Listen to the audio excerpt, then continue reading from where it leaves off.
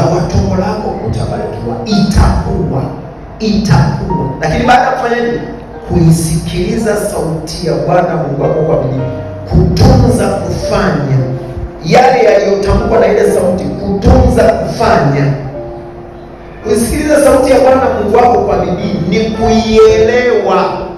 Umeielewa ile sauti nataka nini? Yale maelekezo yaliyoandikwa yananitaka mimi nifanye nini?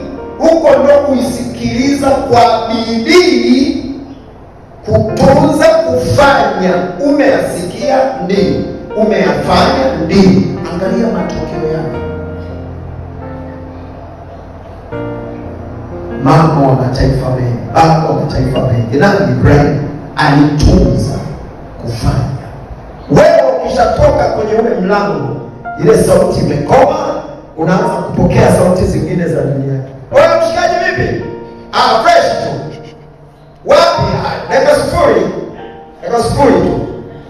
Uko hapo. Baba vipi Yanga vipi jana? Lazima tunasubiri kesho tarehe 29.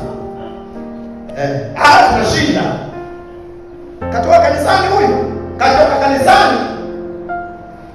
Na hapa ninapoongea vimuhemue viko moyoni. Sio kesho itakuwaje? Yaani hapa ninapofikia sio imekuwaje na ila tupeka. Itakuwa kesho ni leo. Sasa